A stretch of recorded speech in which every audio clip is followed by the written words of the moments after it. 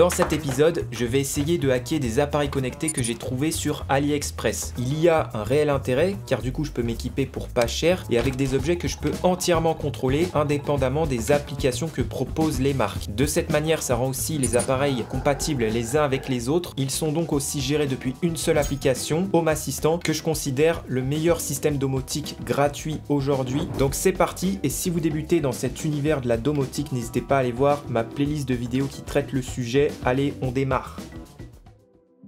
Cet appareil est un capteur de température et d'humidité sur batterie avec une autonomie d'environ 1 an, avec un petit écran qui affiche les données captées. Ça coûte souvent moins de 5 € sur AliExpress et ça possède une antenne Bluetooth. Malheureusement, même si la data est récupérable via ce canal Bluetooth sur Home Assistant, elle est encryptée par une clé ou bind key en anglais. Il y a quelqu'un justement qui a bien bossé et qui a créé une interface web pour récupérer cette clé rapidement et facilement. Par contre, ce qui m'embête, c'est que apparemment, si on vient à déconnecter la batterie, par exemple pour la changer, eh bien il faudra repasser par cette étape de hack, récupérer la clé, etc. Et si on a beaucoup d'appareils de ce type dans la maison, ça peut être un peu pénible de tous les mettre à jour. Il y a donc une deuxième solution qui me plaît mieux, c'est de reflasher cet appareil avec un firmware 100% customisé. Comme ça, on se détache vraiment de ce qu'a créé Xiaomi et ça évite de passer aussi par leur application. Ça se passe sur la même interface, c'est le même créateur. À noter que j'utilise ici le navigateur Google Chrome car avec Safari, ça fonctionnait pas bien. La première étape, c'est d'aller chercher le custom firmware du créateur. Donc, je vais aller sur son lien repo ici tout en haut.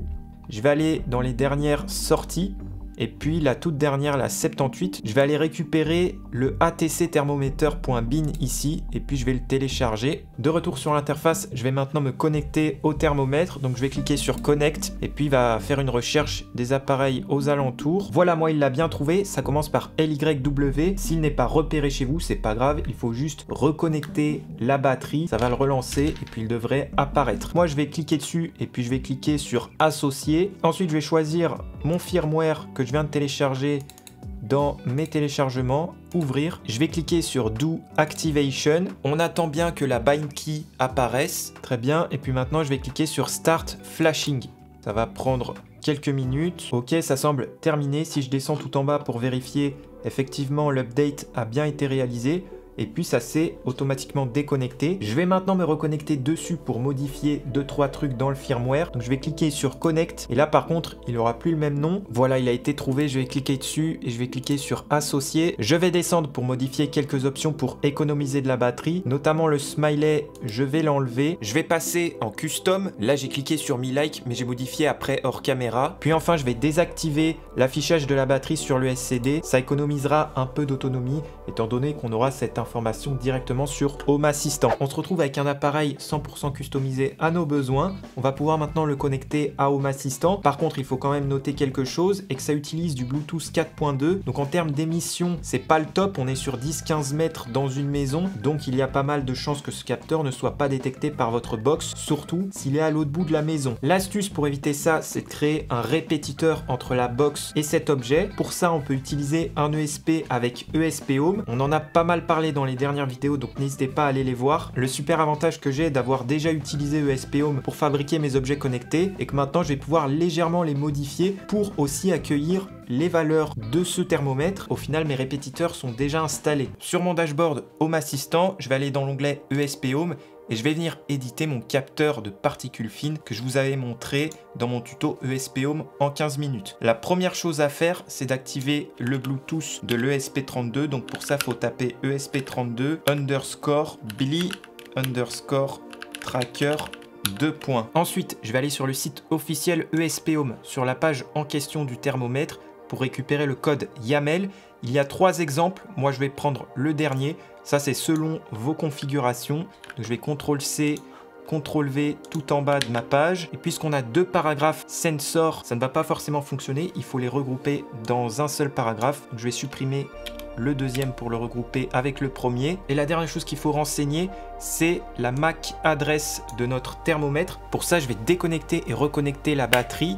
Et l'appareil va m'afficher les 3 dernières paires de cette adresse MAC que je vais pouvoir renseigner dans mon code. Ici, donc moi, c'est 10, 6F et 7F. Ensuite, je peux save puis Install. Et une fois que le programme est installé, je peux aller sur mes appareils et services et puis on peut voir apparaître ici l'humidité et la température du thermomètre. J'ai également le niveau de la batterie. Ça y est, les données de ce petit capteur sont maintenant incluses dans notre système domotique. On peut maintenant créer des automatisations en fonction de la température et de l'humidité, et ça avec un appareil qu'on peut mettre partout et vraiment pas cher. C'est vraiment le top. En parlant de trucs pas chers, c'est Next PCB qui sponsorise cette vidéo. C'est un fabricant de cartes électroniques et qui vous propose une belle offre de 0 $ sur votre première commande. Ils ont mis ça en place pour vous permettre de tester leur service. Ce que vous pouvez faire sur leur site, c'est d'aller dans Instant Quote.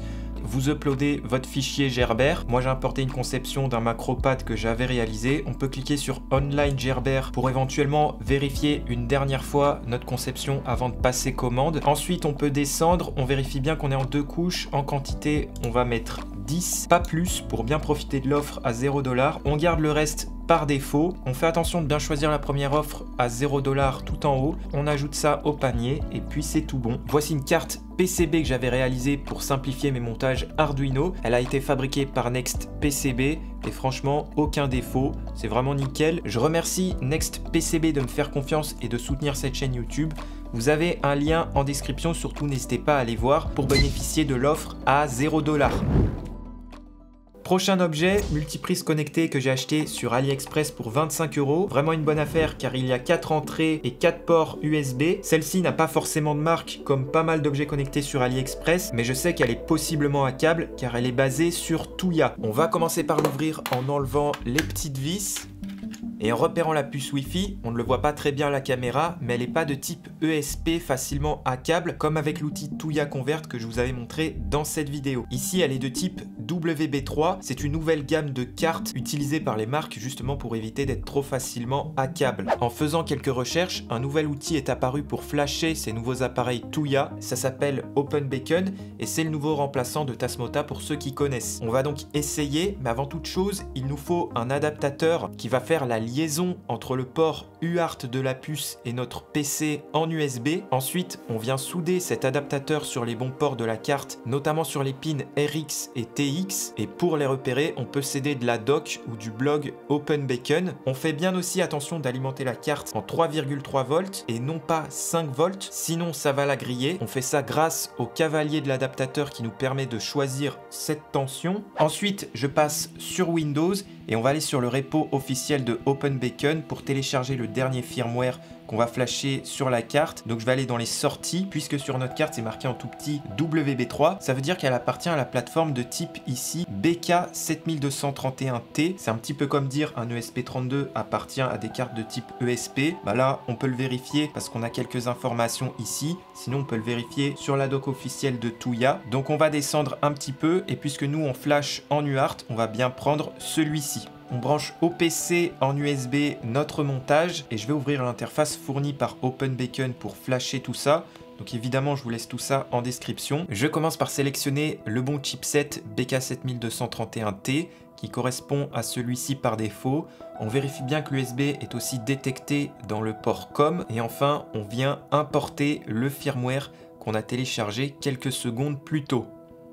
Ensuite, c'est là que ça fait un peu espion. Quand on va cliquer sur Programme, on aura 15 secondes pour reboot la puce Wi-Fi. Pour ça, soit on déconnecte et on reconnecte le 5 volts rapidement, ou sinon on peut court-circuiter le pin CEN à la masse. Si dans les 15 secondes, le programme ne s'est pas lancé, on peut refaire la manip autant qu'on veut. Personnellement, j'ai passé une journée dessus, ça ne fonctionnait toujours pas. J'ai essayé plein de choses, j'ai fini par y arriver, mais il faut se méfier de 2 choses importantes. La première, c'est que souvent le 3,3 volts fourni par l'adaptateur UART est insuffisant en courant, donc ça peut ne pas lancer la carte. Donc de mon côté, j'ai réalisé une petite PCB avec le 3,3 volts qui alimente la carte depuis une autre source. Et deuxième chose à noter est que parfois le pin RX est connecté directement à une résistance de rappel et ça peut faire interférence sur le port UART. Donc soit on la repère et on l'enlève temporairement, ou on isole carrément la carte Wi-Fi. C'est ce que j'ai fait là, ça prend 5-10 minutes et j'ai refait rapidement mon montage. Et puis cette fois, le hack fonctionne super bien, le programme est lancé et j'ai une puce Wi-Fi flashée avec OpenBeacon. Je peux donc remonter la puce et le reste de la multiprise connectée. Je vais ensuite la brancher et attendre quelques minutes. Sur mon Wi-Fi, elle apparaît bien, donc je vais me connecter dessus et dans les réglages réseau, je vais venir récupérer ce qu'on appelle l'adresse routeur de la prise. Donc ici, elle apparaît sous le nom de 192.168.4.1. Je vais copier cette adresse dans la barre URL de mon navigateur Safari et je vais tomber sur l'interface de la prise. Première chose à faire, c'est de la connecter à notre Wi-Fi. Donc on va dans Config, Configure Wi-Fi, et puis c'est ici qu'on va renseigner nos informations, puis on clique sur Submit. Sur ma box internet, je viens maintenant chercher l'adresse IP correspondant à la prise qui est maintenant sur mon réseau. Ici, ça finit par .1.30, donc je vais copier-coller ça dans ma barre URL, et puis cette fois-ci, je retourne sur l'interface de la prise, mais connecté sur le réseau. Prochaine étape, notre multiprise est composée de relais. Il faut maintenant savoir où ils sont connectés sur la carte WB3 pour le renseigner dans le firmware. Avant de le faire manuellement et d'investiguer avec mon multimètre, je vais regarder quand même sur la doc de OpenBacon, car ils ont un catalogue avec justement les bonnes configurations si elles ont déjà été faites. Et puis ici, il y a bien effectivement la prise connectée que j'ai achetée, donc je vais simplement utiliser leur config. Pour faire ça, sur l'interface de la prise, je vais ouvrir la web application, et puis ici dans Device, je vais venir la chercher, elle est tout en bas, elle s'appelle Tuya Wi-Fi Smart Power Strip. Je vais cliquer sur Copy Device Settings, ça va automatiquement bien le configurer, et puis je vais cliquer sur Save Pins. Ensuite, je vais retourner sur l'interface de la prise, et puis je vais cliquer sur Restart pour repartir sur de bonnes bases. Une fois que la prise a redémarré, je vais maintenant tester l'interface. Donc je clique sur Toggle 1, il y a bien le 1 qui s'allume. Le 2 pareil, le 3, le 4 et le 5 qui s'allume aussi. C'est le port USB, donc parfait, ça fonctionne. À partir de maintenant, on est limitless, on peut faire vraiment ce qu'on veut du moment qu'on connaît l'adresse IP de la prise pour contrôler les relais depuis un Arduino ou tout autre actionneur qu'on a sous la main. Maintenant, elle tourne aussi 100% en local détaché des serveurs étrangers. Ça me plaît beaucoup. Pour l'automatiser avec le reste de mes appareils, moi je vais passer par Home Assistant et je vais faire ça par le protocole MQTT qui est très utilisé en domotique pour avoir un système fiable et léger sur notre réseau. La première chose à faire sur Home Assistant est d'activer le MQTT. Donc pour ça, on va dans Paramètres, dans les modules complémentaires, dans la boutique, et puis on vient chercher MQTT et on va installer le broker ici. Installer. Une fois qu'il est lancé, on va aller dans la configuration pour ajouter des logins. Pour ça, il faut faire espace username 2 points, et là on va mettre par exemple abrège, et puis on va mettre un password 2 points espace pour le tuto. On va cliquer sur enregistrer en bas et on va cliquer là sur redémarrer. Prochaine étape, on va aller sur l'interface de la prise. Je vais cliquer sur config et puis je vais commencer par renommer la multiprise dans config names parce que c'est pas très pertinent pour l'instant. Donc là, je vais mettre multi-open BK. Très bien, je clique sur Submit. On va faire OK.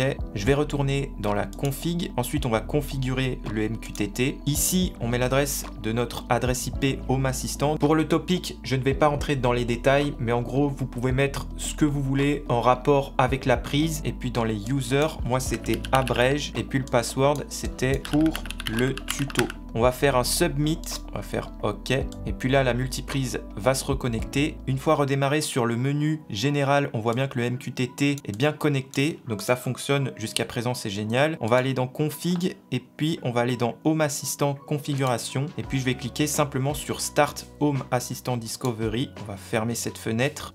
Ensuite, je vais retourner sur Home Assistant. Je vais aller dans Paramètres, dans Appareil et Services. Et normalement, mon MQTT ici devrait avoir reçu un appareil. Ici, c'est ma multiprise connectée. Donc si je clique mettons sur le 2, hop, ça s'active bien derrière moi, la multiprise fonctionne parfaitement. Si chez vous, l'appareil n'apparaît pas automatiquement, vérifiez bien dans Configurer, dans Reconfigurer MQTT, vérifiez bien ici que vos valeurs correspondent à ce que vous avez renseigné sur la multiprise. Ça y est, cette multiprise est maintenant connectée à mon réseau domotique bien sécurisé et je peux l'automatiser ou la contrôler avec quasi n'importe quoi d'autre que je possède. Par exemple, je viens de voir que Elgato possède une intégration Home Assistant, donc je peux facilement la piloter depuis mon Stream Deck. Pour la suite perso, je me suis acheté d'autres appareils Tuya pas chers sur AliExpress que je vais pouvoir hacker avec la même méthode. Je vous mets quand même en garde, si vous n'avez pas l'habitude d'ouvrir et de bidouiller des appareils, ça peut assez vite vous frustrer si vous n'avez pas trop d'expérience. Mais normalement, avec cette vidéo et ce que je vous ai partagé, ça devrait aller assez vite. Les liens de tous les sites et de tout ce que j'ai acheté est en description de cette vidéo, n'hésitez pas à aller voir. Je remercie NextPCB et on se retrouve dans une prochaine vidéo pour un projet cette fois et non un tuto. Allez, à bientôt.